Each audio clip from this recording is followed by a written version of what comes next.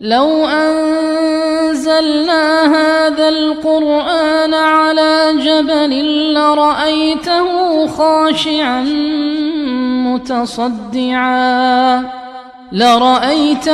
خاشعا متصدعا من خشية الله. الحمد لله الذي أنزل القرآن فرقانا وتبيانا كل شيء وأرسل محمدا صلى الله عليه وآله وسلم بإذنه سراجا منيرا وصل على محمد وعلى آله وأصحابه أجمعين. قال الله تعالى في قرآن العزيز: أستعيذ بالله بسم الله قل هو الذي أنشأكم وجعل لكم السمع والأبصار والأفئدة قليلا ما تشكرون. Allah subhanahu wa ta'ala Mülk surasının 23. ayetida mundaq degan: ey Muhammad sallallahu aleyhi ve sellem, o şani şavkatlik katta ish Allah bir ulug' zotdir ki sizlarni yo'qdan bar qildi va sizlarga anglaydigan quloqni, ko'radigan ko'zlarni, tushunadigan, o'ylaydigan, tafakkur qiladigan oq qorini, haq bilan nohaqni ayiradigan yurak, aqlni qildi. Sizlar bakmu az Allah subhanahu wa ta'ala bergan ne'matga Allah subhanahu wa ta'alaga bakmu az shukr aytsizlar.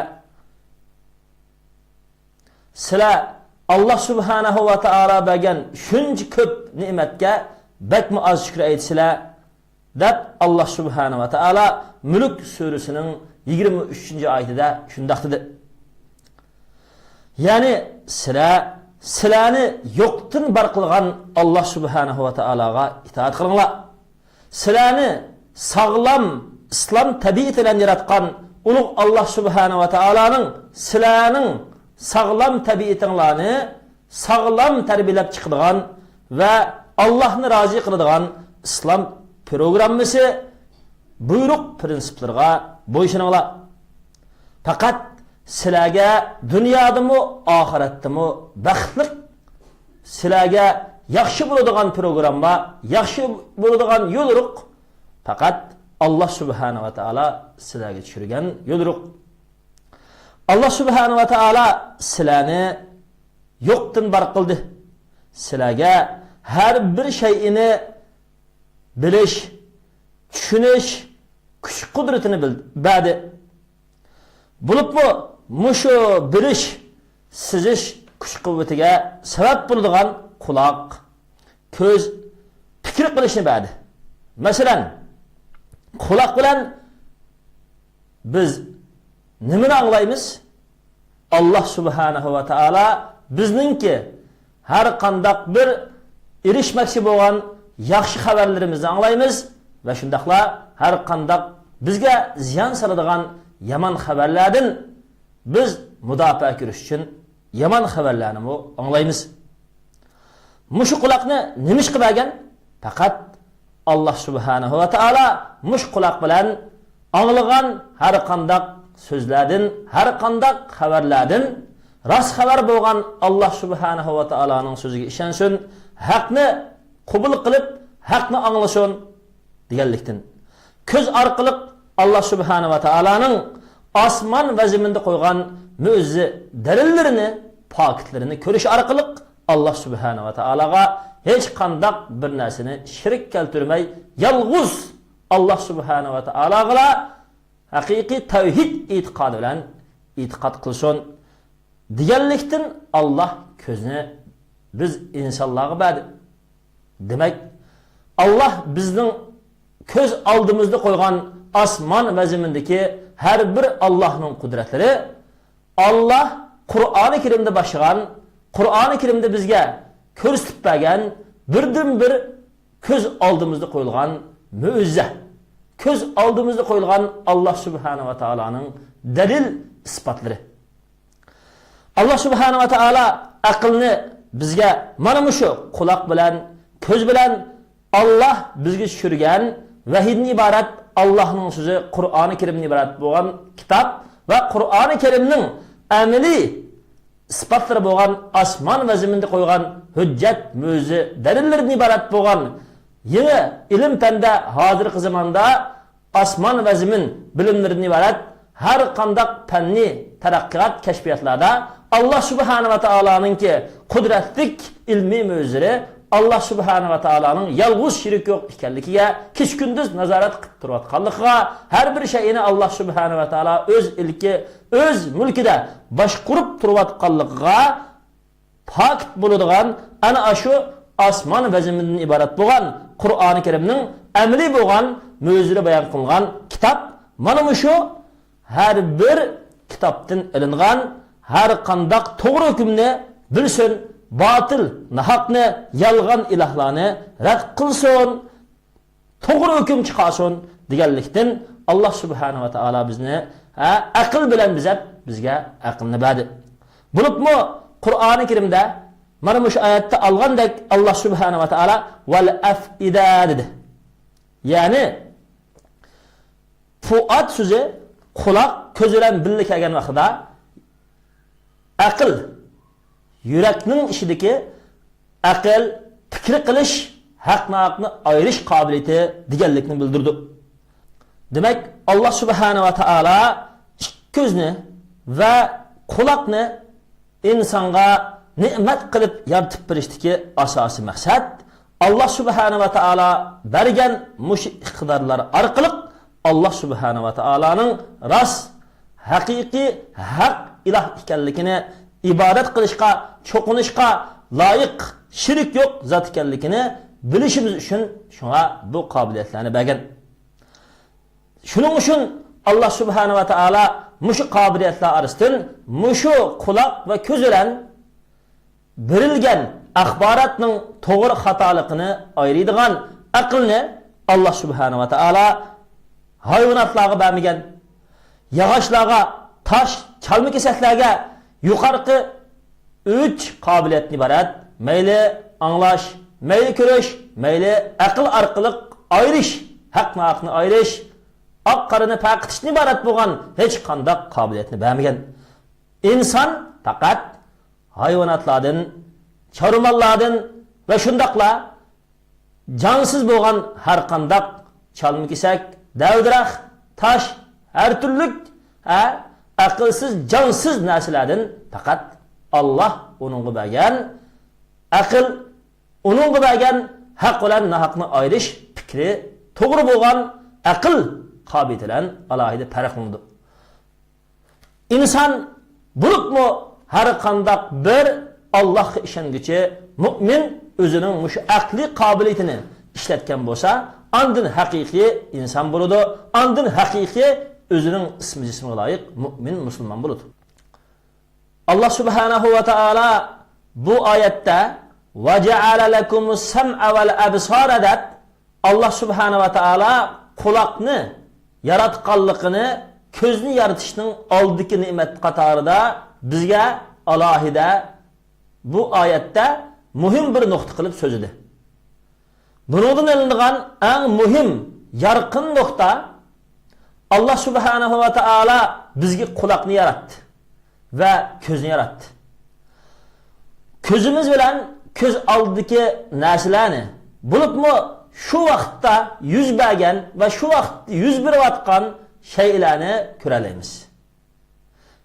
Ammo quloqimiz bilan-chi desa, Allah subhanahu va taolo bizga bergan g'aybiy xabarlarni, Allah subhanahu va taolo bizga bundan keyin beradigan g'aybiy xabarlarni, masalan, qiyomatning bo'lishi, jannat, do'zax va shundaqla bundan keyin dunyoda yuz beradigan qiyomatning shartlari, belgilari, har turli g'aybiy xabarlarni va dunyo axborotlaridami ilgari o'tgan tarixiy ahvollarning hammasini mush quloqimiz bilan anglab bilamiz.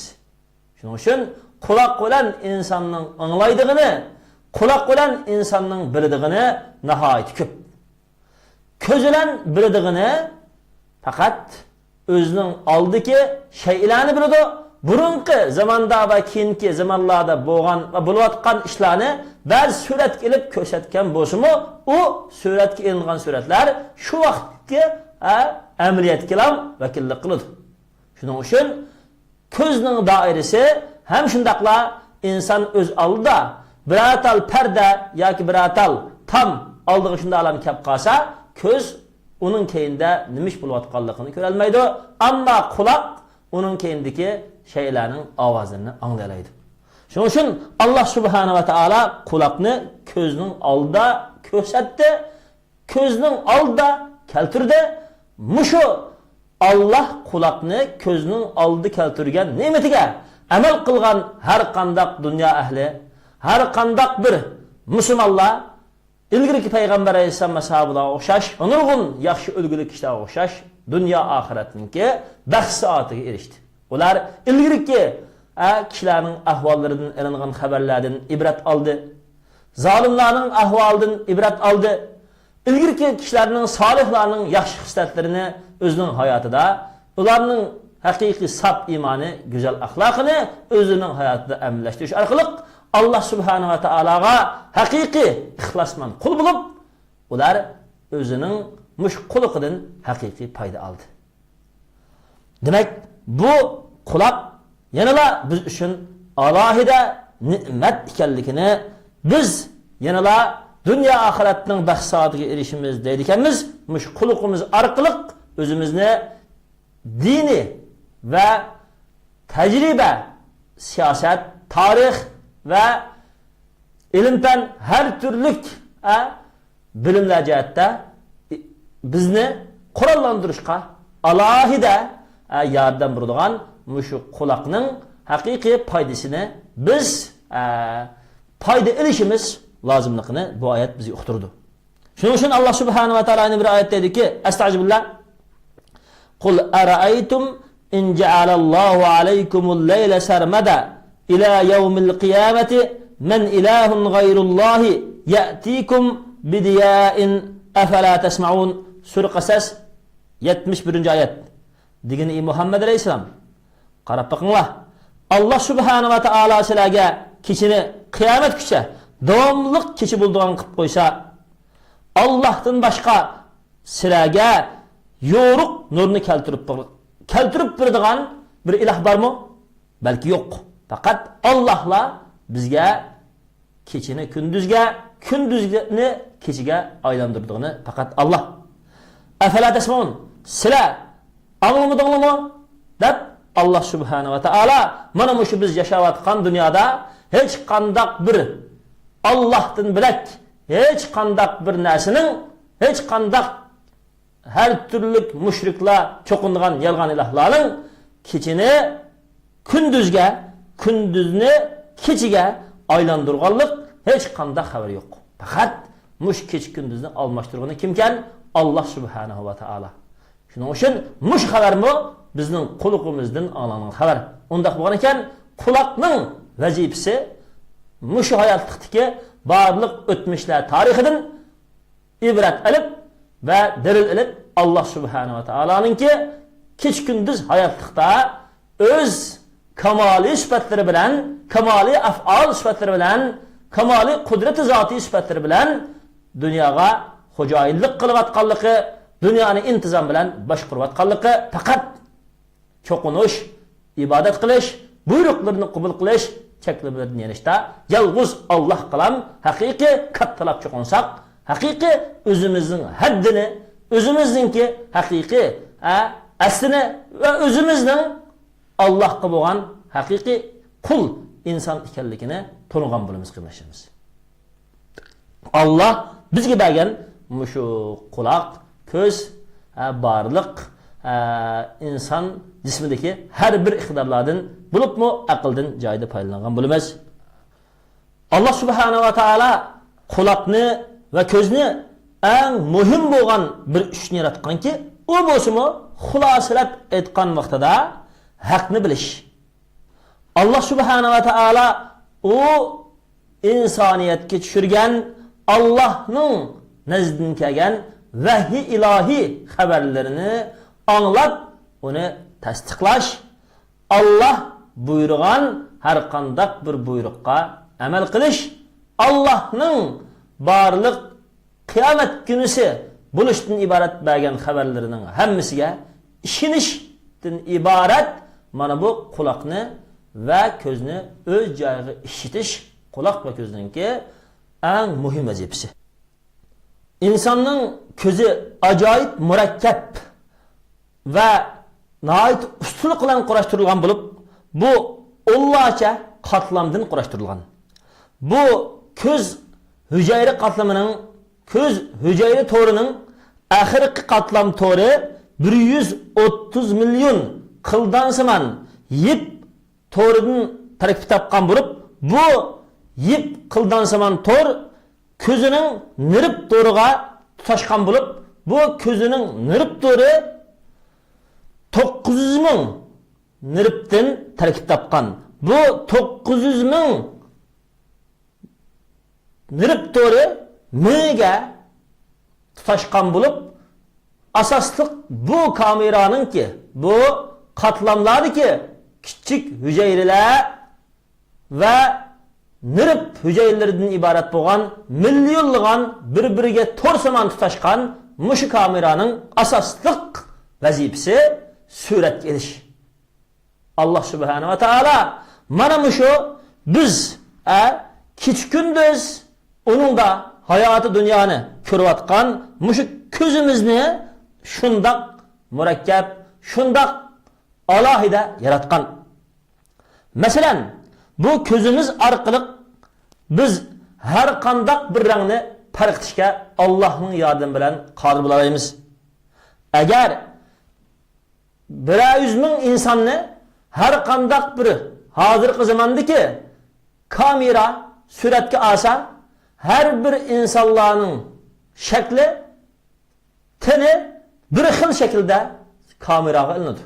Lekin bizning ko'zimizda har bir inson alohida bir shakl bilan, alohida o'ziga xos bo'lgan bir rang bilan ko'zimizga uning surati tushadi. Hamdaqla bizning ko'zimiz 100 ming vacha farqli rangning orasida bir rangni ayirib oladigan ana shundoq Allah subhanahu va taala alohida ixtiyor bilan bizning ko'zimizni yaratgan. İnsonningki mushu ko'zi şu yuqorqi shunchilik qudratlarni nim bilan ko'radi desa, ko'zimizdagi po'choqqa o'xshaydigan eng kichik til kameraga markazlashgan şu o'rinda yuqorqi millionlagan suratlarni Allah subhanahu va taala mushu ko'zimizda saqlab qoladi. Yana bir muhim nuqtadan birisi, Allah subhanahu va taala insonning xulqini ikki qildi. Ko'zini ikki qildi. Nima uchun? İnson atrofdagi har bir shayni anglay olsin. Ko'rgan narsani markazlashtirib, uni to'g'ri ko'ra olsin deganlik uchun. Masalan, quloqi agar bir bo'lib qolsa, atrofidan bir tarafni anglasa, yana bir tarafni anglay olmaydi. Va anglagan narsalarni yaxshi anglay olmaydi. Agar ko'z bir bo'lib qolsa, narsalarning bir tarafini ko'rsa, yana bir tarafdan kelganini ko'ra olmaydi. Va markazlashtirib bir narsaning o'ttirdi minvatganligini ham ko'ra olmaydi. Shuning uchun Allah subhanahu va taala bizning quloqimizni ish qildi, ko'zimizni ish qildi. Ham Allah subhanahu va taala mush og'zimizningki qalbini ish qildi. Nimishqa? Qalbning yumib ochilishi bilan Allah subhanahu va taala bizni söz tavushlarini joyiga chiqarishga qodir qilish uchun, söz tavushlarini chiroyli chiqarishga bizga Allah subhanahu va taala ikki labni nihoyat go'zal qilib yaratib berdi Allah subhanahu va taala. Shuning uchun Allah subhanahu va taala deyki, astag'firullah, alam naj'al lahu aynayni va lisanan va shafatayni va hadaynahu najdayn. Sura Balad 8-10 oyatda biz insonga ikki ko'zni qilmadikmi? İki ko'zni yaratib bermadikmi? Va til yaratib bermadikmi? Va ikki labni yaratib bermedikmi? Biz insonga xato yo'l bilan to'g'ri yo'ldan iborat bo'lgan ikki yo'lni ko'rsatib bayon qilib bermedikmi? deb Alloh subhanahu va taolo bizga mushu yuqorqi ne'matlarning hammasini ne'mat sifatida bayon qildi. Alloh subhanahu va taolo bu oyatlarda bizga bayon qilgan ne'matlardan birisi val afida, yuraklarni bo'libmi bu yuraklar Qur'oni Karimda sam'i val absardan iborat bo'lgan quloq va ko'zlardan iborat bo'lgan mushu ne'mat bilan birga keltirilgan vaqtida aql fikrining ma'nosini to'g'ri bo'lgan yakun chiqaradigan aqlning ma'nosini bildiradigan mushu afida tilg'ilindi. Demak, bu yurak, bu aql deganimiz insonning badan qurilishidagi, insonning mingisidagi bo'lgan saqlash, tushunish, as-saqlash, to'g'ri xatoni ayirish qobiliyati. Bu minga olamdagi narsaning eng kattasi bo'lib, uningda 140 milliard saplama hujayra bor. Bu hujayralarning tixshi vazifasi aniq bunda vazifasi bor deganligini hozirgi ilm fanmi ayirib oshkorlab bo'lmadi. Demak, bu insonning mingisidagi bu aslima aql hujayralaridan, aslima hujayralaridan bir qanchasi surat kelish, muhokama qilish, aslash va shundaqla her türlük narsalarni saqlash kuch-quvvatiga. Masalan, bir hunar kasb adam o'zining hunarban kasblikqa doirlik masalalarni nirv saqlaydi. Bir oliy ma'lumotlik, oliy maktab bitirgan bir injener yoki bir doktor o'zininki shu maktabiga doirlik masalalarni esda saqlaydi. Bir diniy olim o'zininki Allah Taala bilan munosabatlik bo'lgan Qur'on hadis onunki dalolatlarga doirlik bo'lgan ilmlarni esda saqlaydi. Bir mutaxassis shu o'zining mutaxassisga doirlik, masalan, bir doktor injeneri o'zining doktorlikka doirlik bilimlarni o'zining esda saqlaydi. Sotchi o'zining sotiga doirlik masalalarni o'zininki sot doiridagi bilimlarni esda saqlaydi. Savdogar o'zining mol iqtisodlariga doirlik masalalarni o'zi saqlaydi. Demak, insonning mingisidagi aslamalar turkumlarga bo'linib, har birisi o'zining doirasiga asoslanib, shu insonning tarixiy ahvoliga, amaliy ahvoliga qarab mingisida aslamalar turg'izildi. Ba'zi insonlar va hamma masalalarga qarta kirib chiqish qilgan insonlarga nisbatan o nurg'un aslamalarni o'zining mingisi saqlaydi. Ba'zi insonlar uningga Alloh subhanahu va taolo to'liq insonlikqa loyiq asmini bergan. Qancha insonning asmisi baxtliq bo'lsa-mu, o kam, lekin boshqa insonlarga nisbatan to'liqroq asmini bergan. Yine bir ba'zi insonlarga Alloh subhanahu va taolo asmisini ojiz bergan, ba'zi insonlarga to'liq asmini bermagan. Hattoki ba'zi insonlarga Alloh asmini berib, kin bir afat yoki kasal tufayli asmisi yo'qib ketgan vaqtida hatto o'zining avlodini, o'zining bolalarini, o'zining ayolini taniyolmaydigan darajada ana shundaq "Ma kim?" deb o'yga bolasi kelib qolsa, "Voy, kimning bolasi bu?" deb so'rab qoldigan darajada asmisi yo'qib ketadigan shundaq insonlar bor. Demak, mushundaq katta asmini insonga Alloh subhanahu va taolo nima uchun bergan? Allah subhanahu wa taala mana shu katta asmini insonga aslash kuch-quvvatini nima uchun insonga o'rnatgan? Faqat Allah subhanahu wa taologa mushu Allah bergan asmi orqali Allohni haqiqiy osmon zaminda qo'ygan qudratlari bilan turib, Allohni haqiqiy asasin, Allohga haqiqiy shukrdorlik qilsin deganlik uchun Allah subhanahu wa taolo insonga bu asmini bergan. Bir insonning asmisi masalan 60 yil o inson dunyoda umr ko'rgan bo'lsa, anglash, kulish va purash tarafdan özünün mingisiga o'rnatgan aslima iqtidori insonning mingisidagi kichik bo'lgan bir aslash, qabul qilish organidan iborat bo'lgan kichik bo'lgan bir danchalarga o'xshash insonning mingisida mana shunday nurg'unlagan qobiliyatlar, nurg'unlagan asma qobiliyatlari, nurg'unlagan suratga ilingan shu insonningki mingisida saqlangan shu qobiliyatlar insonning mingisida bir po'choqqa o'xshash kichik bir saqlash amrida saqlanadi. Ham shu insonning mingisida saqlash iqtidori uch xilga bo'linadi.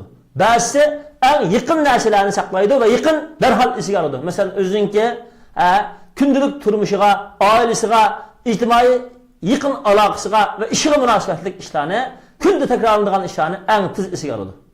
Ba'zisi o'ttir hal ishlar bo'ladi. Uni shu esiga darhol keltiray desa, keltiradigan.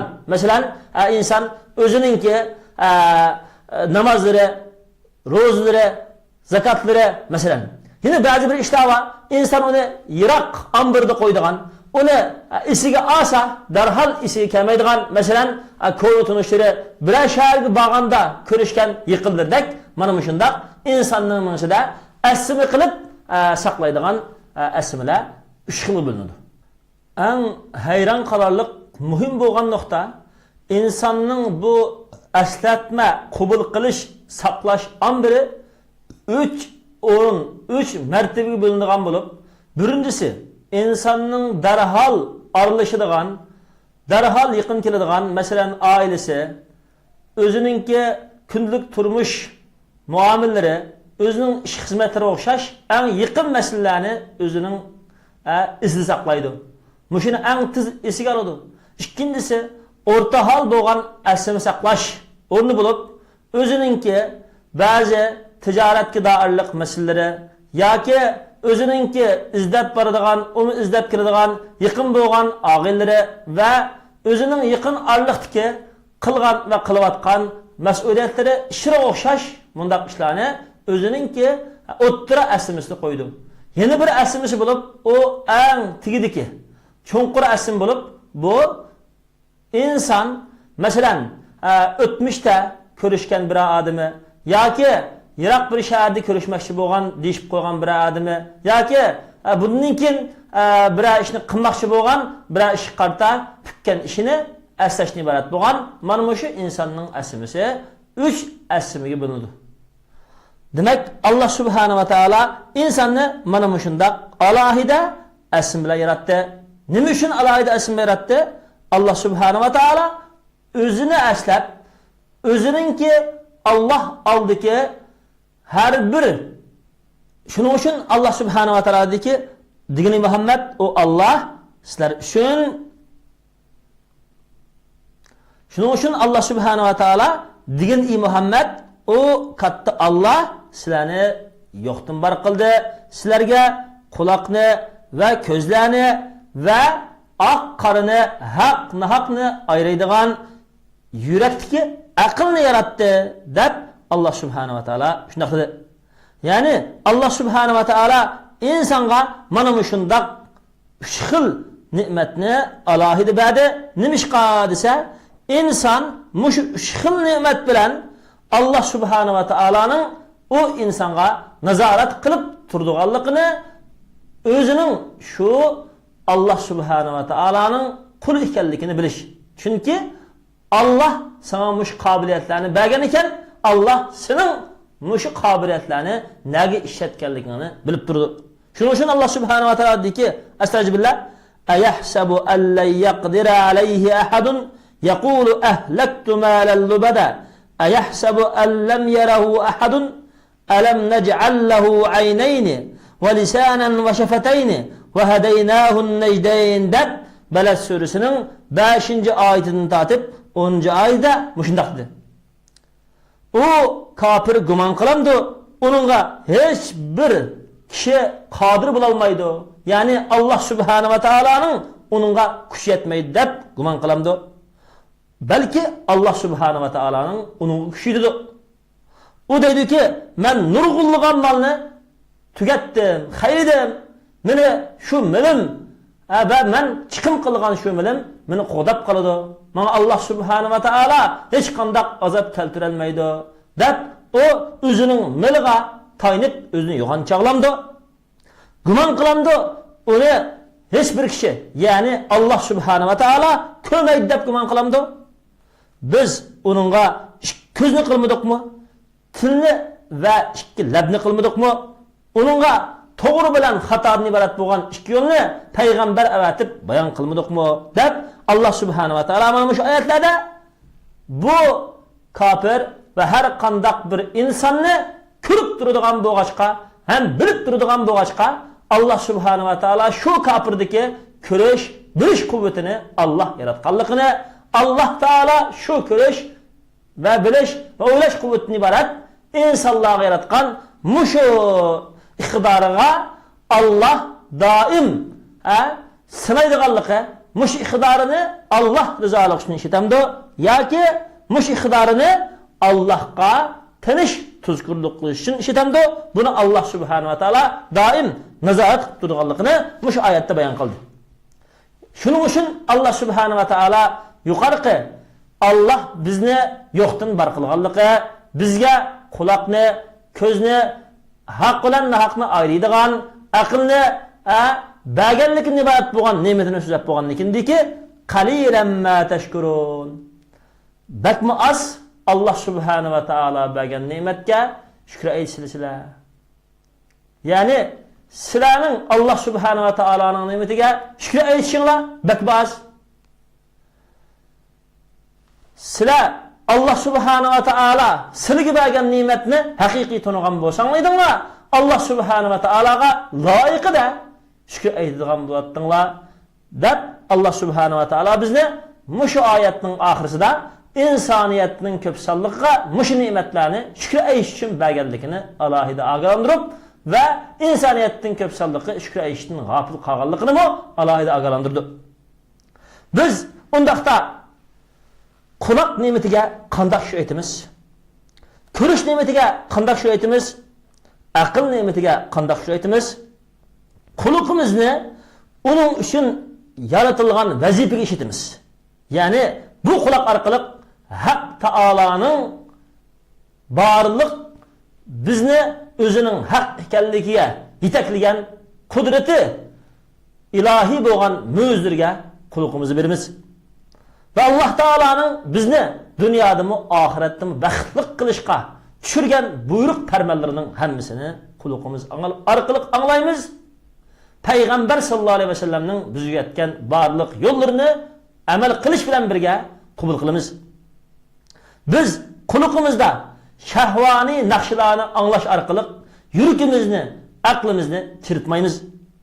Biz ko'zimizdan iborat bo'lgan Allah bizga bergan mushu ne'mat orqali Allah subhanahu va taolaning osmon va zamindagi barliq pokitlarni, hujjat mo'jizini ko'ramiz. Unda aqlimizni, fikrimizni xiralashtiradigan, bizningki to'g'ri bo'lgan haq, Allohga bo'lgan muhabbatimizni o'chiradigan har turli avratlarga, har turli sharma hayosiz bo'lgan rasm suratlarga ko'zimiz orqali qaramaymiz. Biz aql ne'matiga Allah subhanahu va taolo shu aytamizki, aqlimizni uning uchun yaratilgan ne'matga ishlatib, osmon va zaminning yaratilishida va Alloh taolo mushu osmon zaminni nima uchun yaratgan deganligida tafakkur qilish orqali bir g'oyaga kelamizki, u bo'lsa-mu Alloh taologa osmon va zamindagi har bir shayni haqiqiy qulchilik qilish uchun Allah Teala osmon va zamindagi har bir shayni yaratgan. Bulupmu inson va jinni Allah Teala o'ziga qulchilik qilishni yaratgan deganlikni bilamiz. Va yana o'zimizningki kelgusi oqibatlik masalalarda, kelgusi qiyomat kunisi Allah subhanahu va taolo oldiga borgan vaqtida nima deymiz? Hayotlikqa biz keldik, hayotlikdan nima oldinglar? Men sizlarga bergan hayotlikdan nima qilib keldinglar desa, biz oxiratda Allohning oldiga borganda nima deymiz deganlikdan iborat bo'lgan oqibatlik masalalarda tafakkur qilamiz. Va shundaqla bu dunyodami, dunyo hayotidagi har bir xizmatlarimizda o'zimiz va musulmon xalqimiz va dunyo insonlarining kelgusi Allah razı bo'ladigan yo'lnishni minib, Allohni razı qildigan tarafga ketyapti. Yoki dunyo insonlari va musulmonlar va barliq jamiyat a'zolari hilokat yo'li, hilokat qonuni, hilokat siyosatlari, hilokat her türlü buzg'unchilik yo'llarini o'zi yo'l tutib turatamdi. Mush oqibatlik masalalarda o'ylaymiz. Qur'oni Karimni tushunish to'g'riliq o'ylaymiz. Qur'oni Karimni boshqalarga to'g'ri o'rgatish, shu o'qigan Qur'onga qorilar, olimlar, tilovat qilganlar uning ohangidan foydalanish emas, ohangidan ta'sirlanish bilan birga Qur'oni Karimdagi haq nurlar bilan kalbimiz, vücudumuzni yoritish, jamiyatimizni, o'zimizning hayotini Qur'on va uning izohat nuri bo'lgan Payg'ambar alayhisolamning sunnat hadislari bilan bizashga Allohning so'zi Qur'oni Karimni va uning izohati bo'lgan Payg'ambar sollallohu alayhi vasallamning hadislarini tushunib anglaymiz. Mushu Allah subhanahu va taolo bergan aql idroqqa Allah insonlarni hayvonlardan ayirib yaratgan aql idroqqa amel kılmagan insanlığa nispeten elbet kançakda o insanların bu kulak, göz, insandaki sezgür azalardan paylanışı hayvanın öz kabiliyetten paylanıştın mı tümbüp kalıdı. Çünkü hayvanların netçi birisi insanın küzdün ötkür küzülen seplengen. Netçi birisi insanın kattığı yüreğiydi. Mesela kuşlar insandan neççesi artık yürüdü. Nurgun atlaba insandan neççesi artık yürüydü. Ve nurgun mahlukatlarba insan purğundan neççesi artık puralaydı. Ama Allah insanga şu sezgür azalarını, şu kuvvetlerini bilip, onun sırıt akılını bilip, onun sırıt Peygamber evatip, hidayet, doğru yol, hata yolunu küstüp, onu doğru başlayan, Allah ide onunla iltifat kılgan.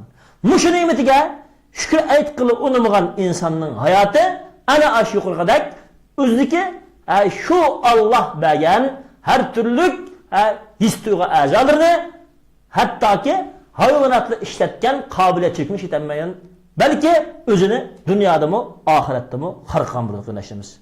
Şunun için, nurgun cemiyetteki insanlar var. Keç olup boğaç kirip, keç kirip boğaçı oturup insanların avretlerini, insanların ki her türlük kılıvatkan şirketleri karta tın-tınlap, pütünü kozgaydıgan, daim ığızıdın cemiyetki peyda bulduğunu, pütünü basat ve kürdüğünü Müslümanlığa fitne basat iştahını tarqıtlıgan, iştahını körüdügan. Fakat Müslümanlığının insaniyetinki aybini izlep, insaniyetke buzgunçuluk ayıp fitne basat tarqıtlıgan. Belki insaniyetinin güzellenişi, insaniyetinin yaxşı hayatqa, yaxşı boğan İslam muhitiga ayılışı qarta, bununla yaxşı energiya, yaxşı boğan terbiye, yaxşı boğan teşviqat tarqatmaydigan, belki her qandaq bir yerde yamanlıqni tarqatishga ahmiyat beradigan. Ve şundaqla her qandaq bir o'rinda günah ma'siyat, yamanlık, insaniyetni helak qiladigan her türlü buzg'unchiliklarni mushuni anglaydi, mushuni tarqatadi, mushuni rivojlantiradigan ve her bir ishida günah ma'siyat, ko'ngil ichish ve her türlü ko'ngil ichish shahvani organlarınınki her türlü sifatlarini kişilerinin aklıga, fikriga, sağlam insani hayotiga buzg'unchilik qilish uchun tashviqat qiladi. Allah subhanahu va taoloning yo'lidan g'aybat qilish, bo'hton qilish, shundaqla har turli fitna fasod terish orqali to'smoqchi bo'ladi. Gunoh ma'siyatni o'zininki quluqi, ko'zi, aqli orqali doim qochilaydi va atrofga tarqatadi.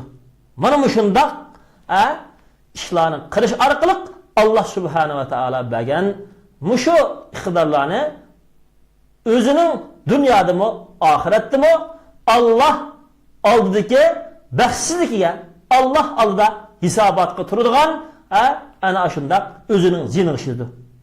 Shuning uchun Alloh subhanahu va taolo mana shundaq ne'matni baqoga bermaganligini alohida sifatlab Qur'oni Karimda deydi-ki, astag'firullah, innas sam'a wal basara wal fuada kullu ulaika kana anhu mas'ula. Sura Isra 36-oyatda haqiqatan quloq, ko'z, yurak ishidagi aql ana shularning hammasining qilgan ishlaridan Alloh oldida so'roqqa tortiladi. Har biri quloq, ko'z, yurakdan Alloh oldida mas'ul bo'ladi dedi. Sura Isroning 36-oyatida Alloh subhanahu va taolo bizni yaratdi. Alloh subhanahu va taolo bizga yuqorqidek shunchalik katta ne'matlarni berganligi uchun bizni ana shundaq hayvonotdan ayirib turadigan aql bilan yaratganligi uchun Alloh subhanahu va taologa hech qanday bir narsani shirk keltirmay ibodat qilishimiz bizning ustimizga vojib. Alloh subhanahu va taolodan bilak har qanday zolim fir'aun, har qanday bir jahongir yoki insonlar uni o'ziga iloh qilib olgan inson yoki zolimlar bo'lsin, yoki har qanday bir yolg'on ilohlar bo'lsin, hech bir qaysiga qul bo'lmaymiz, hech bir qaysiga ibodat qilmaymiz. Alloh subhanahu va taoloni yaxshi ko'rib, Alloh subhanahu va taologa ibodat qilishimiz bizga haqli. Alloh subhanahu va taologa qalbimizni xolis qilamiz. Alloh subhanahu va taologa itoat qilamiz. Alloh subhanahu va taolo bizga bergan barliq ne'matlarga Alloh subhanahu va taologa haqiqiy qulchilik qilib tashakkur aytamiz. Alloh subhanahu va taolo bizga bergan mush iqtidorlarni Allohni rozi qiladigan ishlarga ishlatamiz. Agar insoniyatning hammasi mushu Alloh ularga bergan 3 energiya, quloq, ko'z, aqldan iborat bo'lgan mushu energiyani Alloh subhanahu va taoloni tunishqa, Allohning programmalarini tatbiqlashqa, Allohning buyrug'iga ravus turishqa ishlatgan bo'lsa edi, har bir odam Parvardigorining jannatiga kirgan bo'ladi. Inson qiyomat kunisi o'zini do'zax oldi ko'rgan vaqtida o'ziga mushu ne'matlarni Alloh uchun ishlatmaganligiga, bo'libmi mushu ne'matlarni g'aflat uchun, shahvoniy nafsi uchun, gunoh ma'siyat uchun, Allohning yo'lidan to'sish uchun ishlatganlar Allohning oldiga vaqtida alohida o'zi qaydi. Bo'libmi hozirgi zamonda barliq ilmlar Alloh subhanahu va taoloning insonning xulqini, ko'zini, yuragini bikoga yaratmaganligiga yetaklaydi. Bo'libmi osmon va zaminda kashf qilingan barliq ilm-fanlar Alloh taoloning yolg'iz osmon va zaminni yaratquchi iloh ekanligiga, cho'qinishimizga haqliq zot ekanligiga yetaklaydi. Alloh subhanahu va taolo ana shundoq ko'plagan fan taraqqiyot iqtidorlari va kashfiyotlarini ularga bergan shundoq kashfiyotchi, har turli xalqarodagi fan tadqiqotchi ulamolar va kashfiyotchi, fan tadqiqotchi, har turli akademiklar qiyomat kunisi Alloh subhanahu va taoloning oldiga borgan vaqtida Alloh subhanahu va taolo ulardan sizlar oy shariga yetdinglar, dengiz okeanning chunqurlariga cho'kdinglar, kirdinglar, har turli dunyoning qit'alaridagi turli kashfiyot va taraqqiyotlarga erishdinglar va shundaqla havo boshlig'ida aqlni hayron qoldiradigan nurg'un fan taraqqiyot kashfiyotlarga erishdinglar. Mushundaq kashfiyotga erishadigan aqlni va shuni tadqiqot qiladigan aqli to'g'ri xatoni ayira oladigan iqtidorni va uni ko'radigan ko'zni, anglaydigan quloqni Alloh subhanahu va taolo sizlarga o'z fazli bilan berdi. Sizlar mushundaq erishgan nurg'unligan kashfiyotinglar bilan Alloh subhanahu va taoloni tunish, Alloh subhanahu va taoloni va Alloh subhanahu va taoloning qudrat mo'jizlarini haqiqiy aql ko'zinglar bilan bilishga ozgina fursat chiqargan bo'lsanglar edinglar, Özüңlarning dunyoga nimishga kelganliginglar va hayotlikdagi shu mo'jizatlar va kashfiyotlarning hammasining Allah subhanahu va taolaning qudrati, Allah subhanahu va taolaning parvish qilib yasaganligi, Allah subhanahu va taolaninki muntizam intizom bilan yaratganligiga pokit bo'lganligini 5 minut ya kichikgina ozgina vaqt fursatlarni chiqarib o'ylangan bo'lsanglar edinglar, sizlar Allah subhanahu va taolani tunitdinglar. Allah subhanahu va taolo sizlarga bergan aqlni, sizlarga bergan ko'zni, sizlarga bergan quloqni shunchalik burunqi ummatlarga berilmagan kashfiyot, berilmagan fanni taraqqiyot, iqtidorlar va har turli aqlni hayron qoldiradigan yangi kashfiy ijodiyatlarni men sizlarga bersam, sizlar mush kashfiy ijodiyatlik burunqilar tanilgan Allah subhanahu va taolaning qudrat mo'jizini sizlar bilib, mushu bilgan mo'jiz qudratlar bilan ulug' Allah subhanahu va taolani tanımadinglar. Allah subhanahu va taolani tanish uchun vaqt chiqarmadinglar. O'zinglarning kelgusinglar dunyoga nima kelganliginglar uchun o'zinglardan so'roq, o'zinglardan bir hisob etmoqmadinglar deb Allah subhanahu va taolo o'z oldiga mushu har turli kashfiyotchilar, fan taraqqiyotchilar Allah taolaning dargohiga borgan vaqtda va shu kashfiyotchi taraqqiyotchilarga agashgan barliq xalqlar Allah taolo borasida tafakkur qilmay, moddaga va o'zininki nafsiy xohishiga va o'zini iloh qilib olgan har turli insonlardan iborat o'zini dunyoga iloh qilib tangan zolim kofir raislarga cho'qinib borgan shundaq insonlardan Allah subhanahu va taolo qiyomat kunisi men sizlarga mushu kashfiyot, mushu mo'jizalar orqali mening qudratimni tunusin deb sizlarga aql bergan, mushu aql orqali meni tunug'ini o'lmadinglar deb Allah subhanahu va taolo ulardan cho'qim hisob oladi. Chunki bulutmu hozirgi davrda ochilgan kashfiy ilm mo'jizalar orqali shuni butkul insoniyat bulutmu kashfiyotchi, olimlar, fan tadqiqotchi, astronomiyachi, osmon zamin tadqiqot qilgan barliq fan tadqiqot va kashfiyotchi olimlar shuni bildiki, insonning bir tirg'ining, insonning bir minut, bir daqiqa, bir sekund hayotlikda yashining butkul osmon va zamindagi har bir orbitlarninki, yer sharining osmon va zamindagi har bir planetlarning o'z orbitasida joyida Allohning intizomi bilan o'z orbitasidan chiqib ketmay minishiga bog'liq ekanligini har bir hozir aqli bor insonlar bildi. Undaq bo'lgan ekan, mana shundaq insonning hayoti butkul insonning atrofidagi barliq jonliq jonsiz har bir mavjudot bilan bog'liqlik ekanligi, mushu mavjudotning o'zining har birisi, har bir mavjudotlik hayot yolg'iz Allohning bir ritimda, bir intizomda boshqarganligini o'qitadigan bo'lib, mushundaq mo'jiza, mana mushundaq Allohning hujjatlari, isbotlarini bilib turib, Alloh taolo uningga bergan aql orqali, uningga bergan ko'z orqali, uningga bergan quloq orqali ham payg'ambar alayhisolamni Alloh payg'ambar qilib avatib, Allohning Qur'on hadisning nurlarini har turli internet, tor, televizor, radiolarda har xil tillar bilan Allah subhanahu va taolo ulamolarning og'izlari orqali dunyoga anglatgan turib, mana shundaq Allah ularga bergan aqlni joyiga ishlatmay, Allah subhanahu va taoloni tunug'ini unutmaganlardan Allah subhanahu va taolo qiyomat kunisi hisob olishga qodir ham hisob oladi.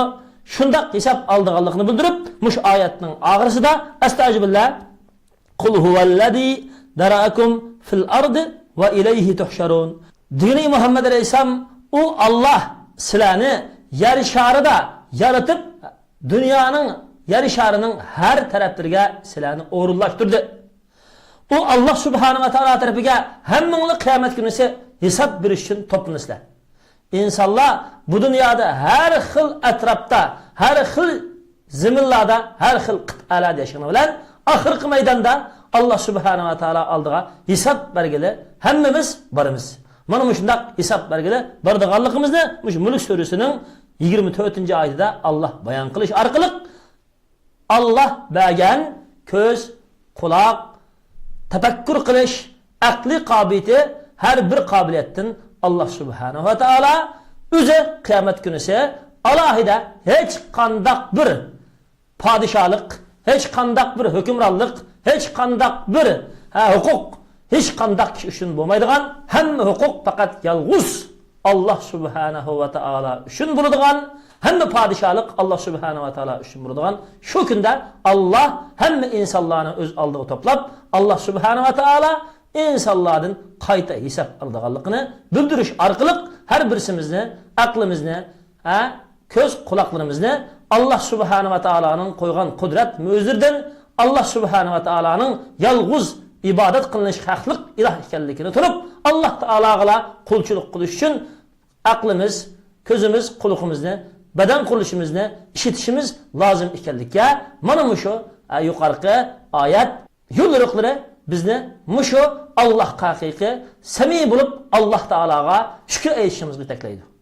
Va salli ala Muhammadin va ala alihi va ashabihi ajma'in.